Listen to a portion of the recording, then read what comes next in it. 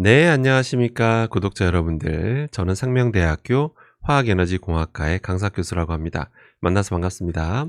오늘 다룰 주제는 바로 최근에 대한민국을 떠들썩하게 만들었던 그 고려은단 비타민C 사건에 대해서 한번 살펴보고 실제로 우리가 무엇을 조심해야 되는지 알아보는 시간을 갖도록 하겠습니다. 많은 분들이 좀 놀라셨죠? 왜냐면 또 대부분의 메이저 언론사에서 다뤄서 뭐 거의 대부분이 다 알게 된 사건 같습니다. 사실 뭐 고려은단 유명한 회사죠. 거기서 이제 비타민C도 많이 팔고 있었고, 또 모델이 또 워낙 유명하신 분이시잖아요. 또 유재석 씨라고 뭐 거의 국민 개그맨이시잖아요. 그래서 또 워낙 유명하신 분이 또 광고하고 뭐 그런데 약간 이제 요오드가 이제 뭐 이렇게 이슈가 되다 보니까 뭐 배신감을 느꼈다, 뭐 그런 반응도 많았었죠. 그래서 이거에 대해서 한번 정확히 담긴 의미, 실제로 무엇이 더 우리가 시급한 건지 알아보는 시간을 갖도록 하겠습니다. 일단 사건 개요를 간단히 알아보면요, 이제 고려은단이라는 회사가 원래 당연히 이제 그 영양제 팔 때 거기에 이제 함량을 기재하게 돼야 되는데, 기재하는데 요오드 함량 이제 60 마이크로그램이라고 표시를 한 거예요. 그런데 자체 조사를 해봅니다. 자체 조사를 해봤는데 120이 넘은 거예요. 120 마이크로그램이 검출된 거예요. 그러니까 실제 허위로 기재한 게 돼버렸잖아요. 그래서 그거를 이제 직접 자체적으로 식약처에 신고한 사건입니다. 그래서 이제 회수 조치에 들어간 거고요. 왜냐하면 실제 이제 검출량이 그 표시 기준 허용 범위를 넘어서 버린 거예요. 그래서 당연히 이제 그거 자체가 이제 위법 사항이기 때문에 바로 식약처에다 발빠르게 조치를 취한 거죠. 이제 하지만 그래도 많은 분들이, 아니 뭔지 모르지만 요오드가 그렇게 많이 있어?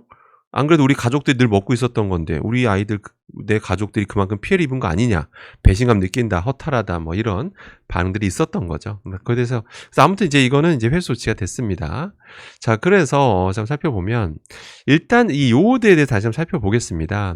일단 권장 섭취량이 있습니다. 왜냐면 요오드는 필요한 거예요, 우리 몸에. 여러분, 뭐 당연히 필요한 겁니다. 근데 일일 권장 섭취량이 얼마냐면 약 150 마이크로그램 정도 됩니다. 그러니까 이 정도 먹어주게 되면 뭐 특별히 문제 없다라는 거예요. 네. 근데 세계보건기구에서는 이제 권장 섭취량이 있지만 이제 일일 상한 섭취량이라고 정해놓은 게 있어요. 이거는 넘으면 안 된다, 넘으면 위험할 수 있다. 그래서 정해놓은 수치가 이제 1100 마이크로그램입니다. 그러니까 이거는 넘으면 안 된다는 거예요. 예. 자, 그런데 대한민국은 얼마냐면 이 수치가 뭐 나라별로 다 다른데 우리나라는 좀 놀랍게도 세계보건기구 수치를 훌쩍 뛰어넘는 2400 마이크로그램입니다. 그러니까 이 정도 그러니까 예를 들어 제가 오늘 어떤 날에 2350 마이크로그램을 먹었어요. 예를 들어서. 그래도 아무 문제 없다라는 겁니다. 대한민국에서는 그 정도 먹어도 된다라고 이제 보고 있는 거죠. 그래서 되게 좀 의아했어요. 그래서 저도 뭐 나름 자료도 찾아보고 또 관련 전문가분들에게도 또 많이 문의도 해봤습니다. 대한민국 국민들은 특별한 유전자가 있어서 아무리 요오드가 이 정도 세계 기준보다 2배 이상 많이 꾸준히 먹어줘도 문제가 없다라는 어떤 무슨 과학적 근거가 있냐라고 저도 여쭤봤는데 여기저기 자료도 찾아보고 그랬는데 그런 근거는 없습니다. 대한민국 국민이라고 특별히 유전적으로 더 우월해서 아무리 많은 요오드가 들어와도 문제가 없다, 그런 근거는 없고요. 혹시 아시는 전문가 있으시면 저한테 알려주십시오. 그런 과학적 근거가 명확히 있는지. 없습니다. 근데 정부가 이렇게 식약처에서 2400 정한 이유는 딱 하나입니다. 뭐냐면 우리나라는 원래 해조류를 많이 먹으니 원래 많이 먹는 생활 습관이 있기 때문에 2400 정도 해도 괜찮다라고 이제 보고 있는 거예요. 아무튼 그겁니다, 근거는. 예, 아무튼 근데 다른 어떤 유전적으로 더 탁월한 뭐가 있다라는 거는 없다라고 기억하시면 되고요. 자, 그런데 아무튼 2400 넘으면 안 된다는 건 이제 여러분 기억하시겠죠? 우린 대한민국 국민이라면. 자, 근데 저런 기준 자체가 사실은 의미가 없습니다. 2400으로 정해놨지만 왜 의미가 없는지 말씀드리면, 우리나라는 이 건조 해조류에 대해서요, 요오드 함량 어떤 기준 규격이 없어요. 이게 무슨 말이냐면요, 예를 들어 제가 김미역 장사를 한다고 가정해 볼게요. 뭐 다시마라든지 그런 걸 만들어 파는 제가 회사 사장이라고 가정해 보겠습니다. 근데 이제 뭐 다행히 이제 채취해서 이제 건조해서 파는데, 예를 들어서 제가 만든 뭐 김미역 다시마에 그 요오드 함량이 5000ppm이 넘었어요. 농도가 5000ppm이 넘었어요. 그래도 아무 상관없어요. 예, 저는 판매도 아무런 뭐 제재를 받지 않습니다. 왜? 법을 어긴 게 없으니까요. 왜? 기준이 없어요. 규격도 없고. 예. 근데 5000ppm이라는 게 무슨 의미냐면, 제가 이따 자세히 설명드리겠지만, 그냥 그 상태의 미역을, 그 정도 농도의 미역을 한 그램만 먹어도요, 아까 정부가 말한 2400 마이크로그램 그냥 넘습니다. 초과해버려요. 이게 현실입니다. 예. 그러니까 그런 현실이에요. 그러니까 여러분들이 만약에 미역국을 뭐 하나 드셨어요? 한 그릇 드셨는데 여러분 자체도 모르세요. 내가 이거 먹으면서 2400을 내가 넘는지 안 넘는지 알 수가 없죠. 왜냐하면 대한민국에 그 유통되는 김미역 다시마들이 그 안에는 요오드 어떤 기준 자체가 없기 때문에 고농도 요오드가 포함된 이런 해조류가 유통돼도 아무런 문제가 없기 때문에 여러분 스스로가 알 수가 없다라는 거예요. 뭐 권장 섭취량 뭐 150이니 2,400이니 이런 거 자체가 전 아무 의미가 없다고 생각을 합니다. 국민들 자체가 알 수가 없기 때문에 그렇습니다. 예. 아무튼 그런 상황인데, 그럼 요오드에 다시 한번 살펴보면 일단 요오드는 되게 소중한 화학 성분이고요. 갑상선 호르몬 생산에 굉장히 중요한 역할을 하게 됩니다. 그러니까 굉장히 필요한 겁니다. 꼭 먹어줘야 되고요. 근데 다만 뭐든지 그렇듯이 과잉 섭취 시에 이제 문제가 된다라고 알려져 있죠. 문제 일으킵니다. 갑상선 기능이 문제 일으키는데 이제 갑상선 기능, 뭐 항진증이라든지 아니면 저하증 등을 유발할 수 있기 때문에 당연히 이런 우리 농도, 권장 섭취량도 있고 이제 어떤 일회상한 섭취량도 정해 놓는 거죠. 일단 다른 나라는 이제 농도까지도 이제 정하고 있습니다. 자, 그래서 실제 어떤 이러다 보니까 우리나라는 뭔가 이제 기준 정한 게 없잖아요. 그래서 그렇게 우리가 편하게 만들어서 우리나라에서 파는 건 문제가 안 되는데 이제 유럽에 팔아 보니까 사건이 터지게 되죠. 제가 예전에 영상에서도 만들었습니다만 어떤 일이 있었죠? 오스트리아에서 2023년 12월에 우리나라 드라이드 씨위드, 이게 해조류입니다.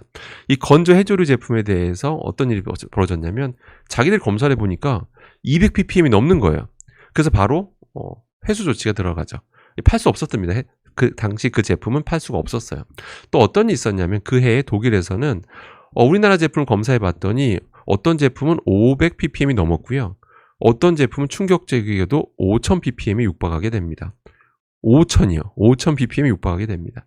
이런 게 이제 검출이 돼서 회수 조치가 됐던 거죠. 자, 그럼 독일은 왜 뭐 이렇게 유별나게 그러는 걸까요? 정말 유별난 국가일까요? 아니면 과학기술이 떨어져서, 의학기술력이 떨어져서 저렇게 오버하는 걸까요? 아니면 대한민국이 관대한 걸까요? 예, 독일이 의학기술력이 떨어진다 생각하시는 분 아마 없으실 겁니다. 참고로 경제 규모도 우리보다 큽니다. 참고로.